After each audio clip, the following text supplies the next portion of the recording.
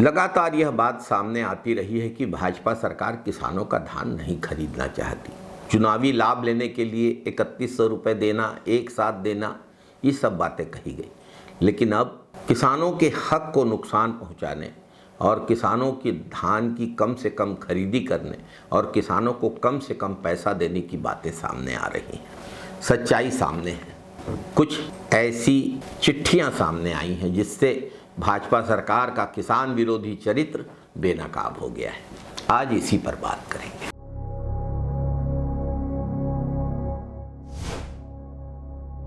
नमस्कार साथियों, राजस्व पटवारी संघ रायगढ़ द्वारा जिला कलेक्टर को सौंपे गए ज्ञापन ने धान खरीदी को लेकर चल रही भाजपा सरकार की साजिशों के घड़े को फोड़ दिया है। इस ज्ञापन में पटवारियों ने बेहद स्पष्ट और गंभीर आरोप लगाया है कि राज्य सरकार के उच्चाधिकारियों द्वारा किसानों पर रकबा समर्पण के लिए अनावश्यक दबाव बनाया जा रहा है।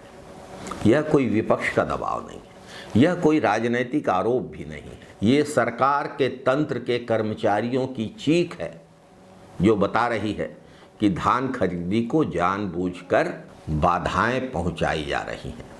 राजस्व पटवारी संघ तहसील की रायगढ़ शाखा द्वारा लगाया गया यह आरोप बेहद संगीन है और भाजपा सरकार के किसान विरोधी रवैये को उजागर करता है।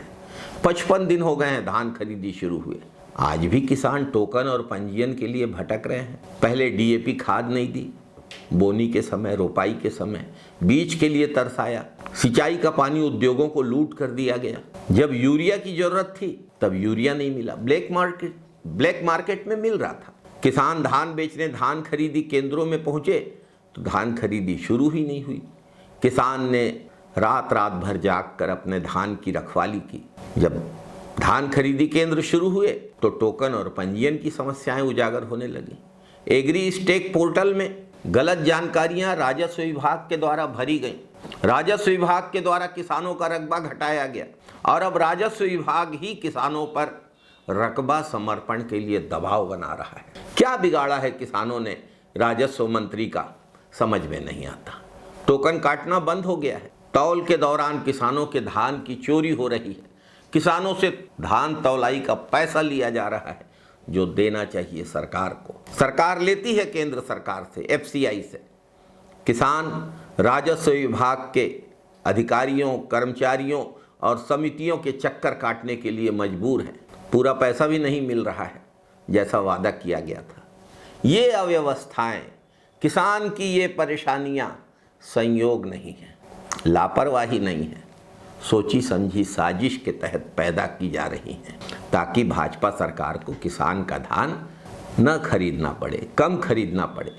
एसआईआर की प्रक्रिया भी इसी दौरान कराई गई ताकि किसान धान बेचने के लिए चक्कर लगाते रहें, एसआईआर के लिए जानकारी न दे पाएं और एसआईआर के लिए जानकारी देने जाएं तो धान बेचने से वंचित रह जाएं। और अब तो टोकन जारी करना बंद करके जगह जगह विभागों के सत्यापन के चक्कर लगवाए जा रहे हैं। ये साजिश है भाजपा सरकार की। किसानों का धान जगह जगह पर जब्ती किया गया तस्करी बोल के। छत्तीसगढ़ का धान उगाने वाला किसान भाजपा सरकार की नजरों में तस्कर बन गया है। अगर सब कुछ ठीक होता तो 55 दिन के बाद भी सरकार 50% का लक्ष्य भी धान खरीदी का क्यों नहीं पूरा कर पाई। अगर सरकार किसानों के हित में है तो किसान के आगे लगातार बोआई के दिन से लेकर बेचने तक इतनी परेशानियां, सरकारी परेशानियां क्यों आ रही हैं।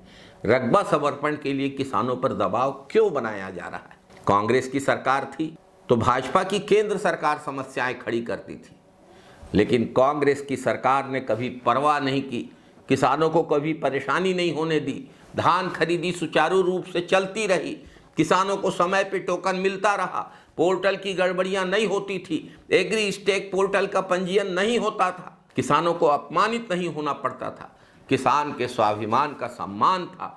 पूरे देश में धान की सबसे ज़्यादा कीमत छत्तीसगढ़ में कांग्रेस की सरकार देती थी। आज भाजपा सरकार में इतना तमाशा क्यों हो रहा है? क्यों किसान को उसकी फसल बेचने से रोका जा रहा है? क्यों पूरी सरकारी मशीनरी किसानों को तंग करने में, परेशान करने में लगी हुई है? क्यों पूरा राजस्व विभाग लगा दिया गया है धान खरीदी कम करने के लिए, किसान के रास्ते में रोड़े डालने के लिए? पटवारियों के इस ज्ञापन से स्पष्ट है कि भाजपा सरकार किसानों का धान खरीदना ही नहीं चाहती, किसानों का भला ही नहीं चाहती। भाजपा की सरकार मजदूर किसानों की सरकार नहीं, बड़े उद्योगपतियों और दलालों की सरकार है। उनके हित साधन करने वाली सरकार है, अंबानी अदानी का हित साधन करने वाली सरकार है। छत्तीसगढ़ के किसान भाइयों के साथ ये अन्याय बर्दाश्त नहीं किया जाएगा। ये लड़ाई सिर्फ धान खरीदी की नहीं है, ये किसान के अधिकारों की लड़ाई है, किसान के स्वाभिमान की लड़ाई है, किसानी के अस्तित्व की लड़ाई है। ये लड़ाई छत्तीसगढ़ के पहचान की लड़ाई है। ये लड़ाई हमारे पुरखों द्वारा छत्तीसगढ़ के किसानों के लिए देखे गए सपनों की लड़ाई है। किसान भाइयों के साथ छत्तीसगढ़ के स्वाभिमान की रक्षा के इस संघर्ष में हम सब कंधे से कंधा मिलाकर खड़े हैं। जय जवान, जय किसान, जय हिंद साथियों, वंदे मातरम साथियों।